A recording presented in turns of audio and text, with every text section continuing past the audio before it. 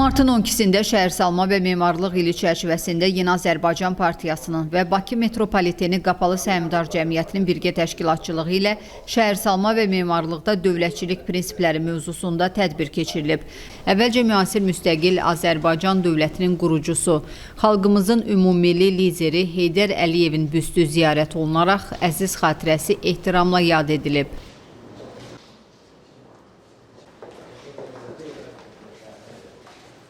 Tədbirdə Ulu Öndər Heydər Əliyevin Azərbaycanın ərazi bütövlüyü və suverenliyi uğrunda canlarını qurban vermiş şəhidlərin əziz xatirəsi bir dəqiqəlik sükutla yad edilib. Azərbaycan Respublikasının dövlət himni səsləndirilib.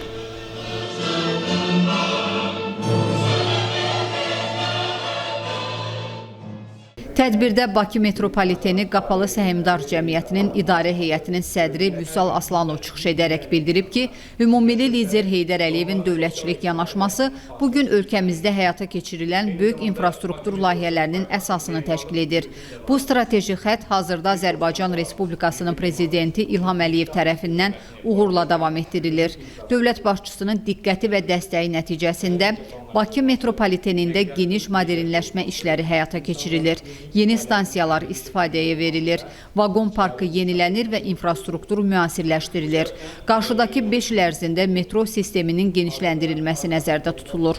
Dövlət proqramına uyğun olaraq 10 yeni metro stansiyasının tikintisi, həmçinin hər bir xətt üzrə ayrıca xidmət göstərəcək müasir depoların yaradılması və 300 ədəd yeni vaqon parkının alınması planlaşdırılır. Eyni zamanda şəhər nəqliyyatının inkişafı yalnız metro ilə məhdudlaşmır. Yaxın gələcəkdə Bakı küçələrində müasir tramvayların hərəkətə başlaması da nəzərdə tutulur.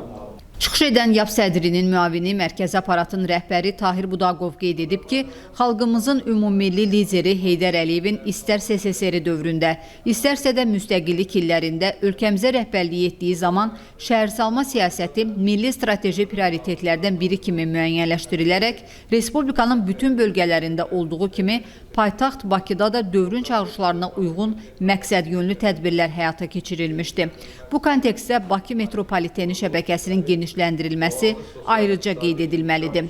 Heydər Əliyev siyasətini bütün istiqamətlərdə müvəffəqiyyətlə davam etdirən Azərbaycan Respublikasının prezidenti, Yeni Azərbaycan Partiyasının sədri İlham Əliyevin rəhbərliyi ilə görülən işlər paytaxt Bakının modernləşməsinə və regionların sosial-iqtisadi inkişafına təkan verməklə şəhərsalma təcrübəsi baxımından mütərəqqi nümunə yaratmışdı. Tahir Budaqov vurğulayıb ki, Azərbaycanın çağdaş tələblərə adekvat şəhərsalma siyasəti, ərazi bütövlüyünün qorunması, davamlı iqtisadi inkişafın təmini, sosial rifahın yüksəldilməsi, tarixi mədəni irsin mühafizəsi kimi dövlətçilik prinsiplərinə söykənməklə milli gücümüzün artmasına xidmət göstərir. Təsadüfi deyil ki, BMT-nin Ümumdünya Şəhərsalma Forumunun 13-cü sessiyasının 2026-cı ildə Bakı şəhərində keçirilməsinə dair qərarın qəbulu Azərbaycanın dayanıqlı inkişaf siyasətinə, o cümlədən beynəlxalq müstəvidə şəhərsalma prosesinə töhfələrinə verilən yüksək qiymətin və etibarlı tərəfdaş imicinin bariz göstəricisidir. YAP Mərkəzi Aparatının rəhbəri qeyd edib ki, bugün müasir şəhərsalmanı metropolitensiz təsəvvür etmək mümkün deyil.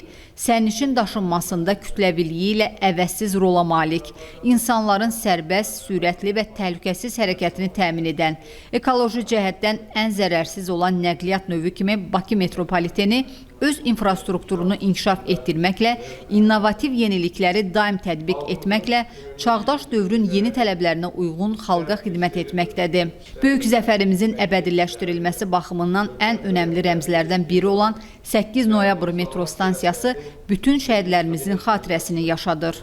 Bakı Metropoliteni Qapalı Səhmdar Cəmiyyətinin mütəxəssisi, Vətən müharibəsi qəhrəmanı, şəhid polkovnik leytenant Əfqan Abdurrahmanovun qızı Hilalə Əfqan, Ulu Öndər Heydər Əliyevin xalqımıza miras qoyduğu, vətənə bağlı əqidəli insanları sıralarında birləşdirən Yeni Azərbaycan Partiyasının üzvü olmaqdan böyük qürur duyduğunu söyləyib. O bildirib ki, məqsədimiz Ulu Öndərin əmanəti olan ölkəmizi qorumaq, onu hər zaman güclü görmək və bunun üçün çalışmaqdır.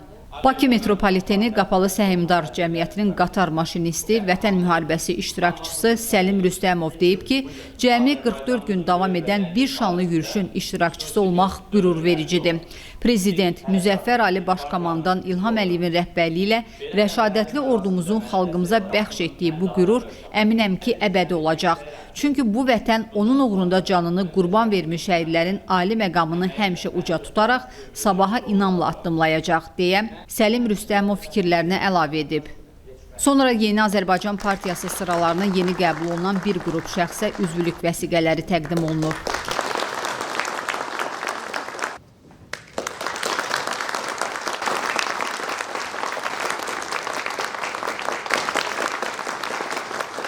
Tədbir Yeni Azərbaycan Partiyasının himninin səsləndirilməsi ilə başa çatıb.